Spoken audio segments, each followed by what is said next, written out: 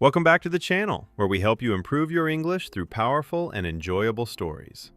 Today's lesson is a special one. You're going to learn natural vocabulary, expressions, and storytelling language, all through a mysterious, emotional narrative called The Midnight Visitor.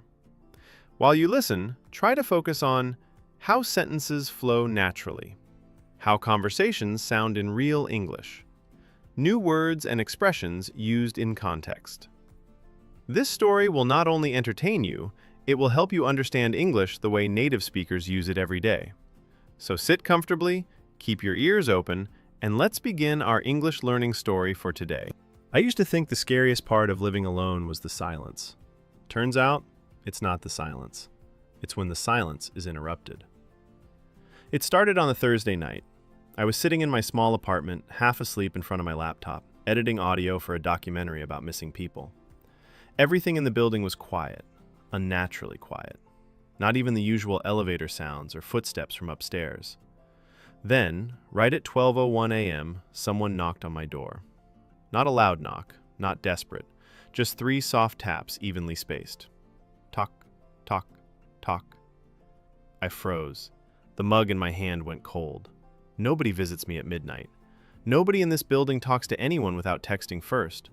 The hallways stay empty after 9 p.m. Then it came again. Talk, talk, talk. My breath caught in my throat. I walked to the door slowly and pressed my eye to the peephole. The hallway was empty. Not, nobody is close to my door empty. I mean completely empty. Like no one had been there in hours. I whispered, "Hello?" Silence. I stepped back, almost convinced myself I imagined it, until I heard the doorknob quietly twist. Left, right, then still. My heart pounded. I had locked the deadbolt. I had put the chain on. I always double-checked before bed. Someone was definitely on the other side. "Who's there?" I called out. A moment passed. Then a man's voice spoke, calm and too close. "Can you let me in? I'm here to see you." I felt ice crawl down my spine. "You have the wrong apartment," I said. "Go away." He answered immediately. "No, I'm exactly where I should be, Maya." My stomach dropped. I had never told any stranger my name. Ever. "How do you know my name?" I whispered. "We've met before," he said softly. "Many times." My fingers shook over my phone. I hovered over the call button for building security, but didn't press it. "What do you want?" I choked out. "To come inside," he said simply, "like I always do." I checked the peephole again. Still empty, but something about the hallway looked wrong. The flickering light at the far end, the one that had been broken since the day I moved in, was suddenly steady, white, bright, too bright. And the building's usual background hum, the elevator motor, the pipes, the faint city noise, was gone. The world outside my door felt like a picture instead of reality. "Look again," the voice said. I leaned in closer. That's when I saw the footprints. Wet footprints on the carpet, one by one, appearing from the darkness, with no legs above them.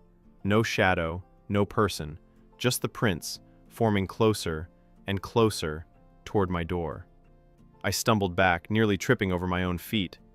"This isn't happening," I whispered. "It is," the voice said, "because it happens every time." "What does that mean?" I shouted. "Every time what?" "Every time the loop starts over," he replied. I didn't answer. I couldn't. My phone buzzed. A notification? No, an alarm.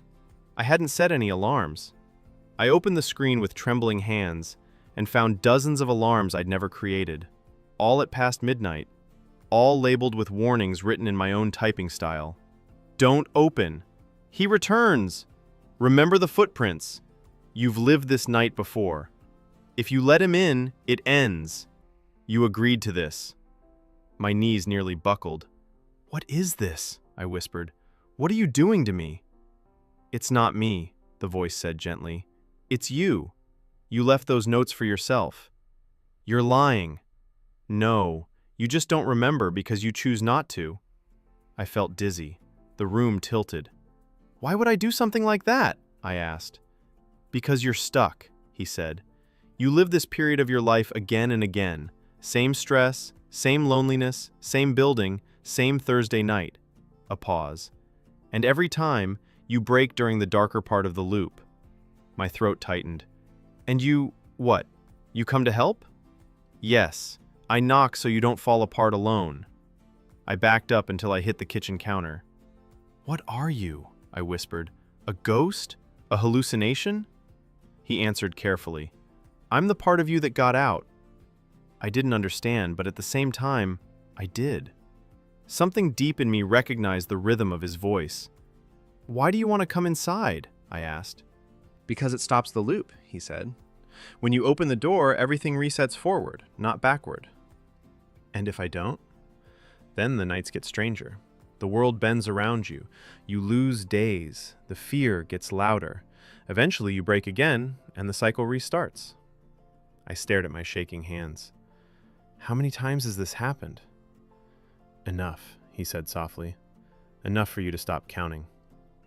The doorknob twisted gently, like a reminder. You don't have to open it, he said. Not yet. But look at the oldest alarm in your phone. I scrolled. Near the bottom was an alarm with no timestamp, no date, just one message. When you're ready, open the door. Something inside me cracked. What happens if I say yes? I asked. You move on, he said. Your life continues. Not perfectly, not magically, but forward. And if I say no? You'll be here again next week, he said. Same fear, same night, same footprints. The silence grew thick and suffocating. I exhaled shakily. My hand lifted toward the chain lock. This is stupid, I whispered. This is freedom, he whispered back. I slid the chain loose. My heart hammered violently as I turned the deadbolt. The door creaked open. At first, nothing was there. Then, the hallway shifted, stretched, unfolded, like a long mirror reflecting not my body, but my life. Moments, versions, loops, me breaking, me recovering, me meeting him.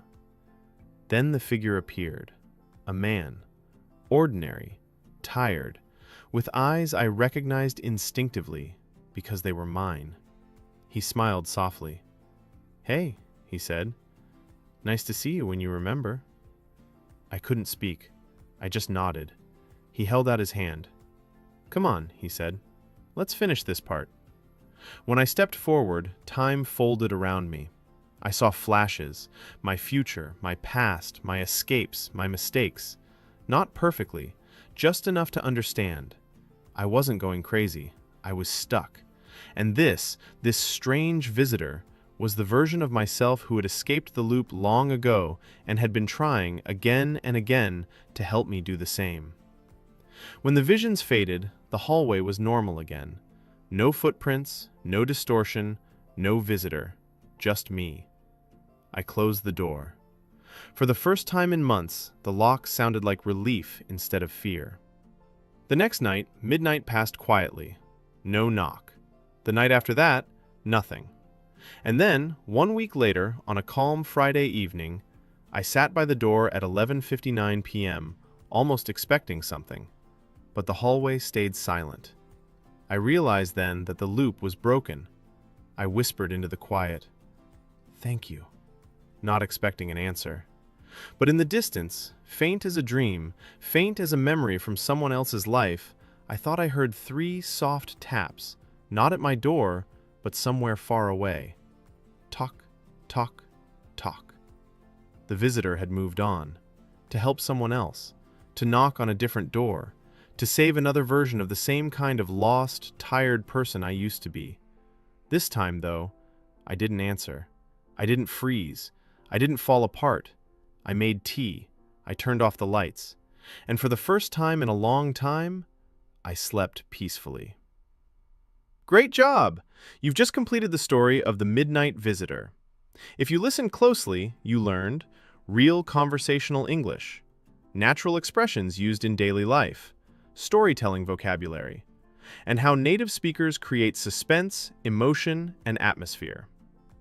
The best way to improve your English is through consistent exposure, listening to stories, watching content, and immersing yourself in the language. So if you enjoyed this lesson, make sure to like, comment, and subscribe for more English learning stories every week. Tell me in the comments, which new phrase or expression did you learn today? Thank you for learning with us, and I'll see you in the next story.